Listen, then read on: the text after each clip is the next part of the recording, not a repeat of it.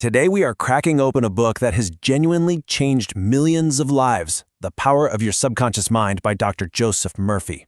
We're going to break down its most powerful ideas into something you can start using right now. And it all starts with one huge central idea. So here's the big secret. Inside every single one of us right now is this massive, untapped power. It's not something you have to go find or earn. It's already there, like a treasure house you own, just waiting for you to find the key and unlock the door. And according to the book, how we use this inner power is what splits people into two groups. You've got the magnetic person, they're just filled with this faith and confidence, they know they're going to succeed. And then you have the fearful person, stuck, full of doubt. The only thing separating them is how they connect to that treasure inside. Which, of course, brings us to the million-dollar question, doesn't it?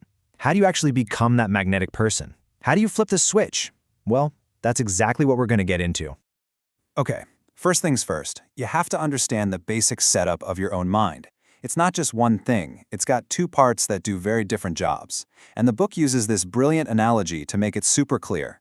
Think of your mind as a ship with a captain and a crew. So, you've got your conscious mind. This is the captain up on the bridge. It's the part of you that's thinking, analyzing, and making decisions all day long. The captain is in charge, looking out at the world and giving all the orders. But then you have the subconscious mind, and this is the crew down in the engine room. Now here's the critical part. The crew doesn't ask questions. If the captain says, sail towards that beautiful island, they do it. If the captain says, sail full speed ahead into those rocks, they do that too.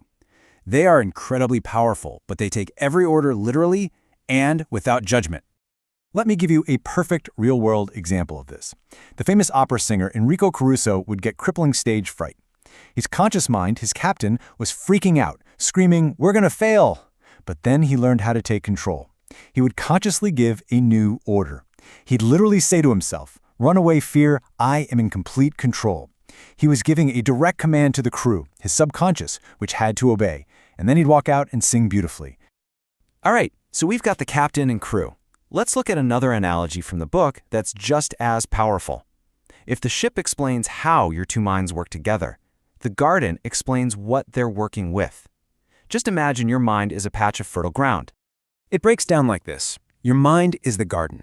Every single thought you have, happy, sad, worried, confident, those are the seeds. And your subconscious mind, that's the rich, fertile soil. It's not picky, it will grow whatever seeds you plant in it, which leads to the most important part. You will always harvest what you sow. And if you remember one thing from this whole explainer, please let it be this. The soil in a garden doesn't care if you plant a beautiful rose or a poisonous weed. It'll grow both with the exact same energy. Your subconscious is exactly like that. It doesn't judge. It just takes your most common thoughts and gets to work making them your reality. Okay, so the theory is great. We've got a captain giving orders, and we've got a garden growing seeds. But how do we actually use this stuff? How do we put it into practice? Let's get into some specific, actionable techniques. The book tells this great story about a young singer who kept bombing her auditions because of fear. So she used this exact method. 3 times a day, she'd find a quiet spot, relax her body, and consciously start planting new seeds. Instead of focusing on failure, she calmly and confidently told herself, "I sing beautifully." She was giving her subconscious new orders. And guess what? She nailed her next audition. And here's a little pro tip for you. The absolute best times to plant these seeds are right before you fall asleep and the moment you wake up. In those moments, your conscious mind is kind of sleepy, and the doorway to your subconscious is wide open. The thoughts you have then are like supercharged seeds.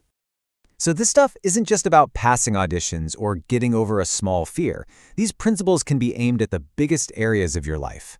Let's talk about how you can use this for wealth, for health, and even for finding love. When it comes to wealth, the book suggests something that is almost shockingly simple. For 5 minutes before you go to sleep, just gently repeat the words, wealth, success, to yourself. The whole idea is to soak your subconscious in the feeling of prosperity, so that becomes the main thing growing in your garden. Now, what about health? Think about this quote. A doctor can stitch you up, but what is that force that actually does the healing? You can call it God, nature, whatever you want, but it's the intelligence of your subconscious mind at work responding to a belief in wholeness. It's the power behind the placebo effect. And if you're looking for a partner, here is a clear-cut blueprint. Don't focus on a specific person. Instead, get really clear on the qualities you want in a partner, and just as important, what you have to offer them. By creating this detailed mental image, you're basically giving your subconscious a very specific set of instructions to find a match. Let's talk about aging. The book makes a pretty radical claim here. Your mind and body reflect what you believe about getting older. If you're constantly thinking, I'm old, I'm tired, I'm washed up, your subconscious will work to make that true. But if you believe you are vital, active, and useful, you can stay youthful in spirit. And just look at history. It's absolutely filled with proof. Socrates picking up an instrument at 80. Michelangelo creating masterpieces at 80. George Bernard Shaw still writing and being active at 90. These people refused to let a number define them, and their subconscious delivered on that powerful belief. So as we pull this all together, the message becomes incredibly simple and direct. The whole complex mess of life, your successes, your failures, your relationships, your health, it all comes down to one fundamental truth. This is the entire book, right here. You are the captain of your ship. You are the gardener of your mind. The life you will be living tomorrow is being created by the thoughts you are choosing to think right now. And so that really just leaves one last question for you. Knowing what you now know, that your subconscious is always listening, always working, ready to bring any thought to life, what seeds are you going to choose to plant today?